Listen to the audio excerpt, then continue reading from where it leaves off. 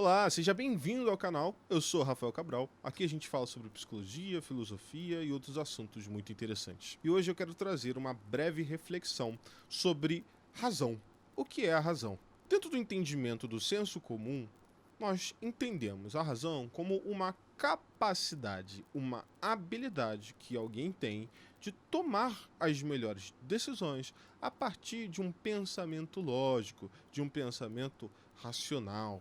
Pois bem, então vamos exemplificar a razão sendo colocada em ação de acordo com o pensamento do senso comum. Vamos supor que há uma situação onde você precisa fazer uma escolha. Vou utilizar um exemplo que talvez muitos possam se identificar. Suponha que existe um casal a se divorciar. Logo, eles, em uma conversa, ponderam qual será a melhor decisão.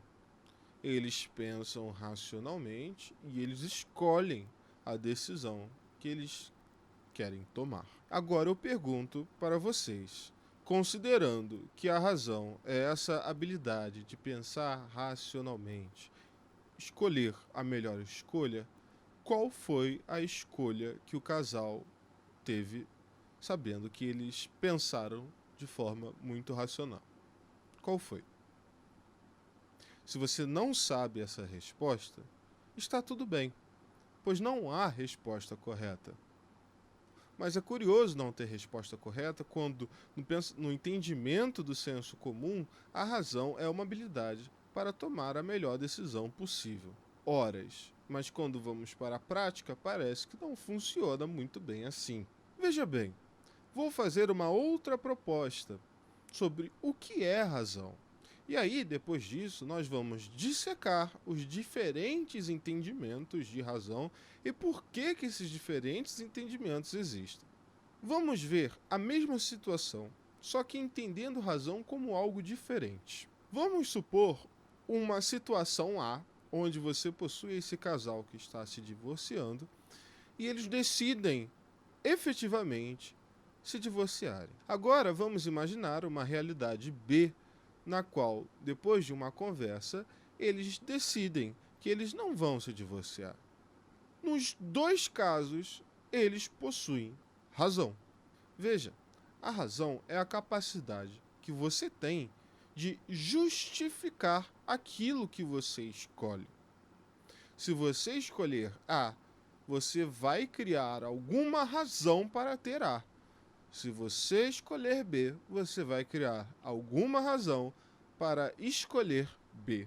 Logo, a razão não pode ser classificada praticamente, quando a gente coloca ela em prática, com o entendimento que se tem de razão do senso comum, como se fosse uma habilidade, uma utilidade, uma ferramenta para escolher a melhor decisão possível.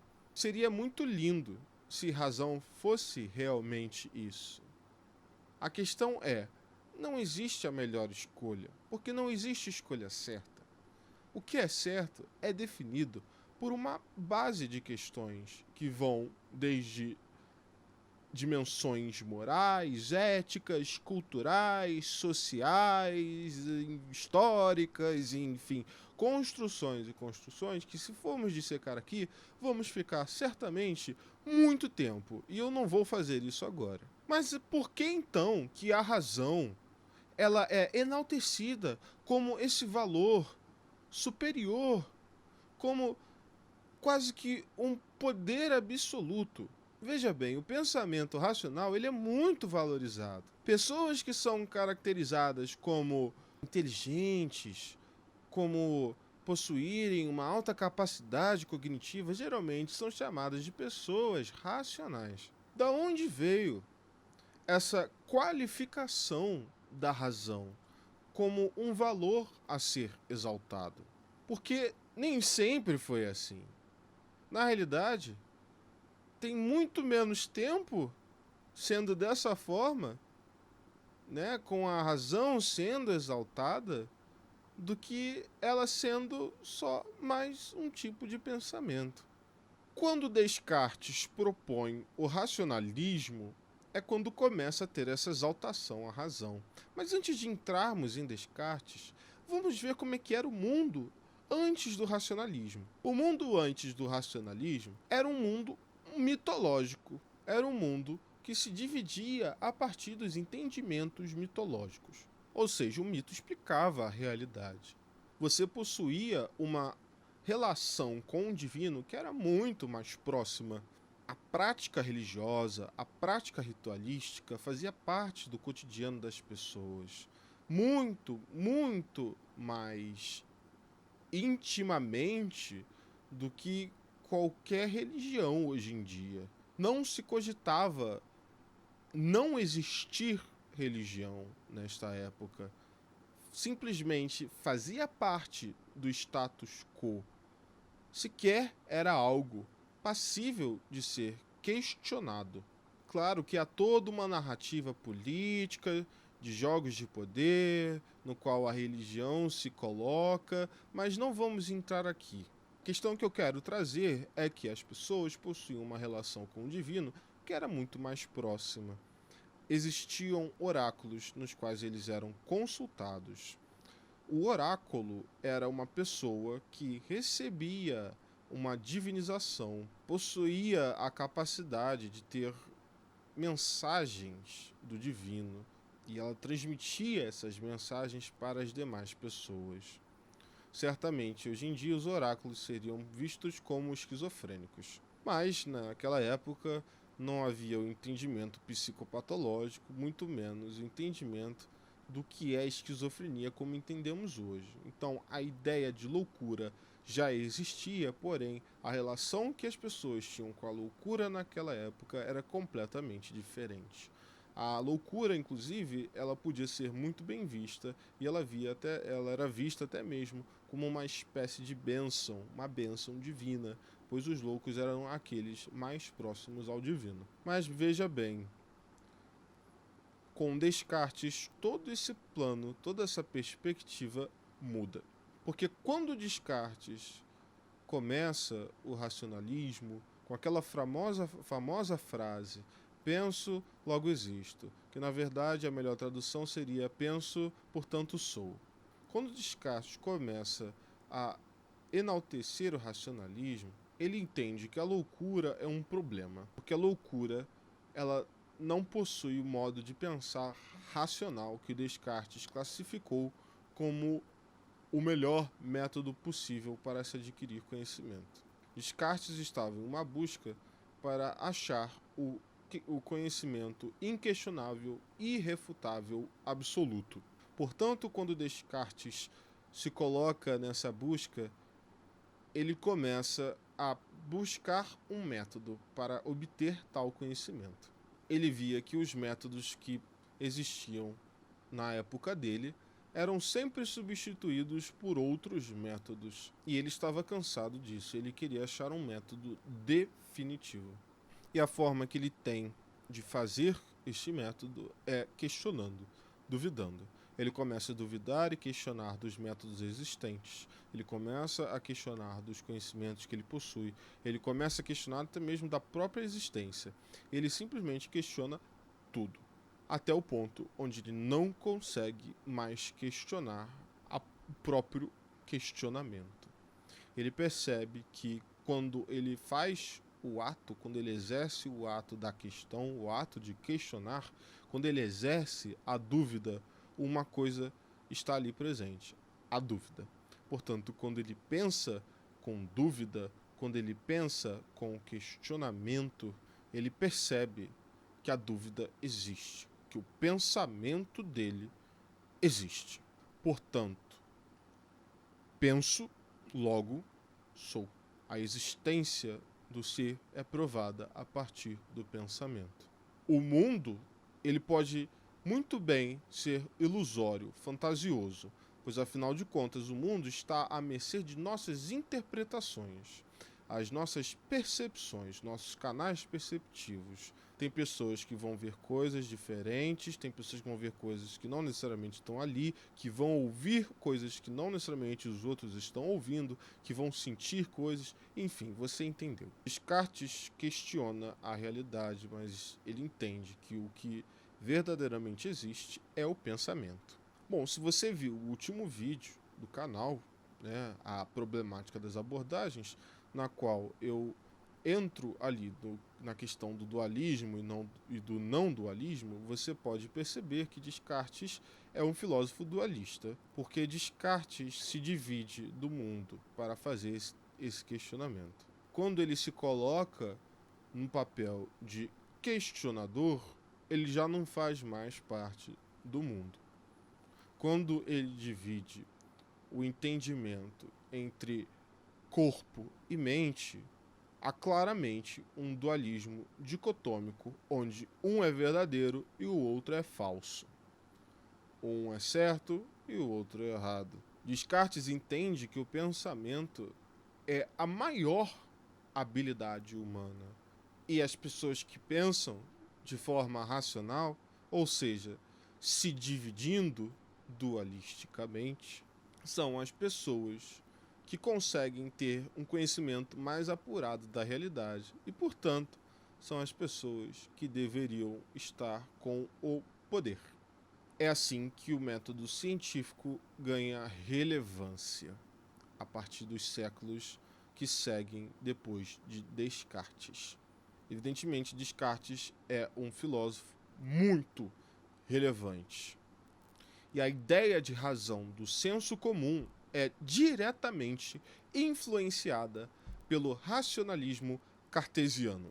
Ou seja, quando você se coloca no papel de ser o questionador, de possuir a razão, né, se dividir para olhar a situação e aí entender com o seu intelecto e a sua racionalidade qual é a melhor decisão naquelas circunstâncias, você está enaltecendo o racionalismo cartesiano, você está exercendo o racionalismo cartesiano e contribuindo para que ele continue sendo um sistema vigente de pensamento e de classificação qualitativa de valores. Mas há uma outra perspectiva, que foi a outra perspectiva que eu apresentei um pouco antes, de que na realidade a razão ela é simplesmente a capacidade de você justificar o que está acontecendo. Muito bem, essa ideia de razão que eu apresento, ela começa, né, a tomar mais notoriedade com um certo judeu chamado Spinoza, que cria a teoria dos afetos, que um outro judeu também, um tempo depois, vai utilizar para criar a psicanálise. Freud entendia a razão como uma capacidade, né, um mecanismo de defesa, uma capacidade da psique de manter certos materiais inconscientes. Então, por exemplo, numa situação onde um sujeito não quer admitir uma questão sua, que algo o afeta, ele pode cair na dinâmica da negação, o mecanismo de defesa de negação. E existem vários tipos de mecanismos de defesa de negação, e a racionalização ela atua como um desses mecanismos de defesa. Um exemplo aqui do mecanismo de defesa de racionalização para ficar mais claro para você. Faça a suposição de que você nunca viu um arco-íris, nunca ouviu falar o que é um arco-íris. E aí, de repente, você está na rua e você se depara no céu com aquele arco colorido ali, estampado.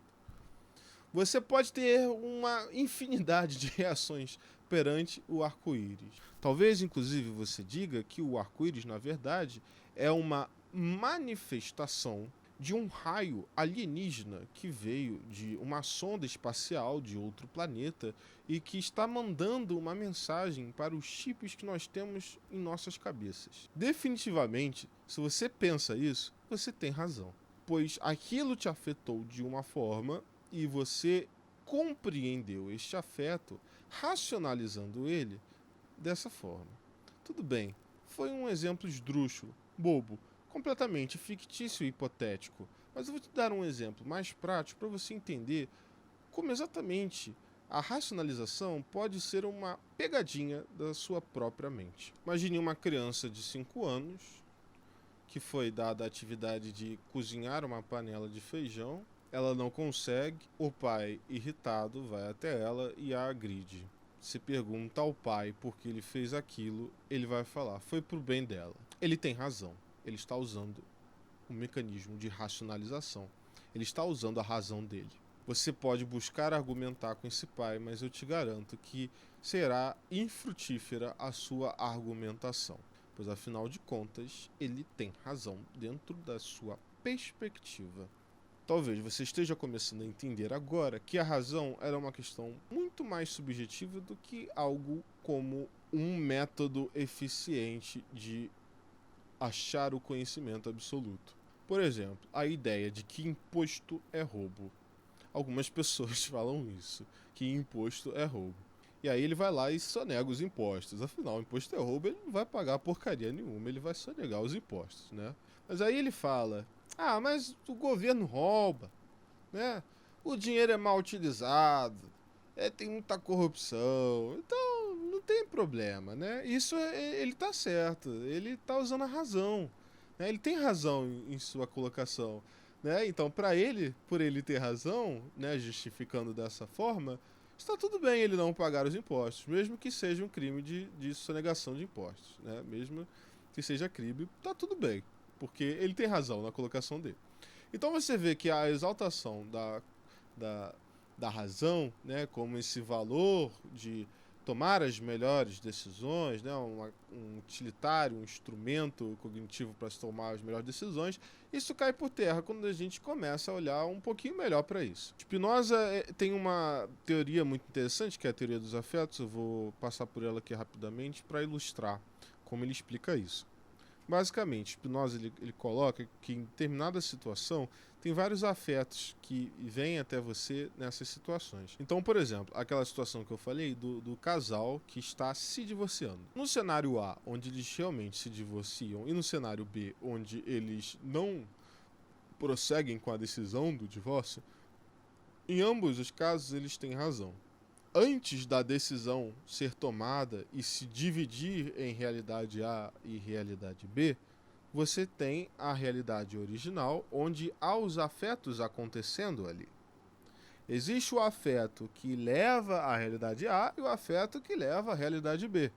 E esses afetos, eles são como forças. E o afeto que age como uma força maior do que a outra é o afeto que vai acabar te afetando mais e, portanto, você vai tomar aquela decisão porque aquilo te afeta mais. Lembre-se, o ser humano é um ser completamente emocional. Essa ideia de sermos criaturas racionais, que podemos escolher as melhores decisões a partir de uma colocação fria e calculista, você não é o Thomas Shelby, meu amigo. Você é movido pelas suas emoções, assim como o Thomas Shelby também é movido pelas emoções dele. A questão é como você justifica essas emoções, como você justifica os afetos que te afetam. Se aquele afeto do casal de realmente seguir, né, e se divorciar, se aquele afeto está afetando eles mais naquele momento, eles vão, né, justificar de várias formas. Não, é o melhor, né, já está saturado, nosso casamento já não está mais... É o melhor para os filhos, né? Vai existir uma série de razões para levar aquela decisão. Assim como na realidade B, também vai ter uma série de razões que vão justificar a decisão de não ir efetivamente com o divórcio. Eles podem falar, não, quer saber, tem formas sim, né, dá pra fazer funcionar, né, é melhor, né, passamos tanto tempo junto, amor, enfim, né, existem justificativas e todas elas estão certas, dentro dos seus níveis de entendimento. Isso não é lindo? Eu acho isso fantástico, entender que a razão ela está presente em todo lugar e que tudo possui razão, tudo se divide, né? Há uma necessidade de divisão, há uma necessidade dualística, né? Para que nós conseguimos existir aqui, fazer nossas escolhas, né? Ter uma vida na qual a gente consiga exercer a nossa autenticidade, exercer quem nós somos efetivamente. Eu acho isso realmente lindo, né? O entendimento de que todos nós estamos certos e temos razão dentro de nossas colocações. E eu enfatizo no dentro de nossas colocações. Pode ser que a sua colocação funcione muito bem para você, mas não funcione para o resto da sociedade. E aí temos um problema, né? Um problema do direito. Não é um problema da psicologia. Então deixo aí para os meus amigos advogados decidirem o que é o correto, o que é o certo perante a lei. A psicologia não tem essa responsabilidade, não tem esse objetivo. Então o que é certo para a gente é irrelevante. A gente simplesmente estuda o fenômeno como ele se apresenta, né? E o fenômeno da razão, ele é um fenômeno de justificativa, é um fenômeno de racionalização, de divisão do entendimento daquela realidade para que nós possamos tomar atitudes concretas baseadas em afetos que nos afetam. Bom, esse é um vídeo breve. Eu gostaria que você colaborasse com essa discussão de razão. Eu fiz apenas uma perspectiva aqui breve e sucinta desse tópico que dá para se desenrolar muito adiante do que eu falei aqui. E é um debate que eu acho muito interessante e que eu acho que deveria ser mais debatido. E certamente eu tenho razão na minha colocação quando eu falo isso. E eu também tenho razão quando eu falo que você deveria se inscrever no canal, comentar aqui embaixo, curtir e mandar esse vídeo para quem você quiser. Sinta-se livre para fazer o que você quiser, pois você tem razão nas suas escolhas. Você é livre. Até mais.